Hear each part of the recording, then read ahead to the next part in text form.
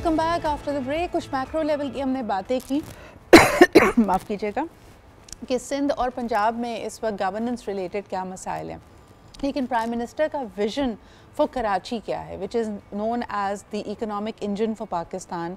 लेकिन लोगों को तकलीफ़ भी होती है, हैरत भी होती है कि अगर आप ओवरऑल इंफ्रास्ट्रक्चर को देखें, बेसिक सहूलतों की बात करें जिसमें बिजली, पानी, आपका घर, आपकी सड़कें हैं, यहाँ पे बदहाली और इम्प्रूवमेंट्स उस तरह नहीं आ पा रही। ये बात भी दुरुस्त है, कराची एक बहुत बड़ा शहर है, तो यहाँ पे किसी भी चीज़ को कर पाना या किसी भी प्रोजेक्ट को आगे लेके जाना बाकी शहरों के निस्बतन ज़्यादा कॉम्प्लिकेटेड होता है। लेकिन फिर भी लेट्स ट्राई एंड अंडरस्टैंड कि प्राइम मिनिस्टर साहब का क्या विज़न है for the city of Karachi. Barrister साहब, ये बिलखुसूस आपसे पूछना चाहूँगी बिकॉज़ अगर हम किसी भी तरक्की की बात करते हैं, फॉरेन डायरेक्ट इन्वेस्टमेंट की बात करते हैं, दुनिया हमें ये सिखाती है कि अब ये शहरों के ऊपर बेस करके की जाती है। वैसे तो लाहौर भी एक ड्राई पोर्ट है, लेकिन कराची की तरक्की में पूरे मुल्क की तरक्की है। ये बात प्राइम मिनिस्टर साहब कैसे देखते हैं, what's his vision for Karachi? Entirely मैं समझता हूँ कि एक डेवलप्ड किस्म की उनकी सोच है कि जी हम कराची को इतना डेवलप करें कि कराची दुनिया के इंटरनेशनल सिटीज़ के मुकाबले में उसको खड़ा करना चाहते हैं। वो उनकी ख्वाहिश है कि किसी ज़माने में भुट्टो साहब कहते थे कि हम कराची को पेरिस बनाएंगे। प्राइम मिनिस्टर शहबाज साहब चाहते हैं कि बिल्कुल कराची को हम कराची ही बना दें।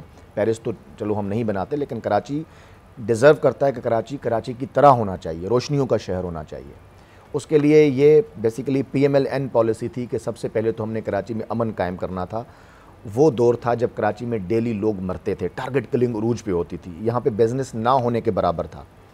PMLN की government led by prime minister Nawaz Sharif, उन्होंने बड़ा ज़बरदस्त इनिशिएटिव लिया, ऑपरेशन हुआ यहाँ पे, और मैं समझता हूँ कि वो इतना मुनसफ़ाना ऑपरेशन था जिसके रिज़ल्ट्स में लेके कराची में एक मुस्तकिल अमन कायम हुआ। गो कि अभी फिर हम थोड़ा बहुत स्ट्रीट क्राइम में इजाफा देख रहे हैं।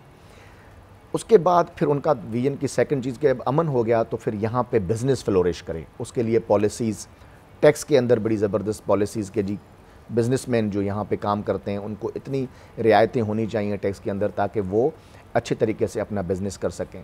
फिर जो इंडस्ट्रियल एरियाज़ हैं उनका इंफ्रास्ट्रक्चर, ट्रांसपोर्टेशन, ग्रीन लाइन उसका सबसे बड़ा सबूत है। फिर वो चाहते हैं कि कराची सर्कुलर रेलवे को हम फंक्शनल करें। अभी कराची से कोटड़ी और कोटड़ी से सखर जो है वो रेलवे ट्रैक है, उस पर काम शुरू हो गया है। हम उसको जदीद ट्रैक्स में तब्दील करने जा रहे हैं। कराची जैसे शहर में जिसमें यकीनन वफाक की तरफ से कई मंसूबों को बैक करना, उसको फ़ंड करना बड़ा अहम है, जो कराची का मास्टर प्लान है वो आपकी नज़र से गुजरा है और उसमें क्या एवोल्यूशन आई है? क्या उसको जो हमारा लोकल सिस्टम है उसमें क्या चाहते हैं कि ये जो master plan of the city होगा, इसको सिर्फ और सिर्फ CM साहब की अप्रूवल चाहिए या इसमें वफाक भी एक स्टेक होल्डर होती है? देखिए, हम तो वफाक हमेशा, आज हमारी हुकूमत है, कल किसी और की वफाक में हुकूमत हो सकती है। हम चाहते हैं कि मास्टर प्लान को आप मुकम्मल तौर पे सूबाई खुद मुख्तियारी के हम हामी हैं।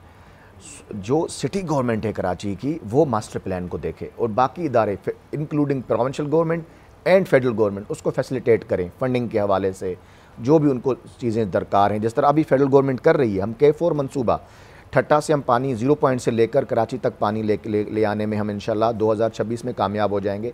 64% उसका काम मुकम्मल हो चुका है, K4 है। फिर मैं आपको बताऊं, Karachi cantt station, state of art cantt station बनाने जा रहे हैं। ये तो सारे हमारे सामने आएंगे। मुझे बताएं कि इस वक्त वफाक की जो आउटलुक है टूवर्ड्स कराची, क्या पॉपुलेशन बेसिस लेके चलते हैं? क्योंकि सबसे पहला तो इसी के ऊपर सवाल खड़ा हो जाता है कि कराची की आबादी कितनी है, वफाक क्या समझता है?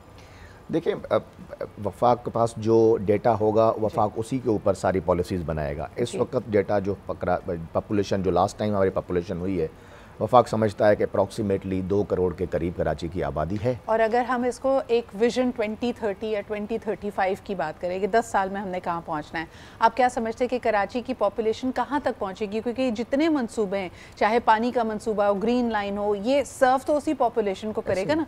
जब तक हमें ये पता ही नहीं होगा कि हम कितने लोगों के लिए कोई प्लान बना रहे हैं, it will be difficult and will always be playing catch up. PMLN मैं हमेशा कहता हूँ, जब मियाँ नवाज शरीफ साहब वज़ीर आज़म थे उस वक्त भी और अभी शहबाज साहब के भी दौर में, PMLN हमेशा थोड़ा और आगे का सोचती है। बिजली का जहाँ तक आपने देखा, जब यहाँ पे सिस्टम में गुंजाइश थी, हम 14,000 मेगावाट बनाते थे, 18,000 मेगावाट की जो है वो ज़रूरत थी, 24,000 मेगावाट बना दी।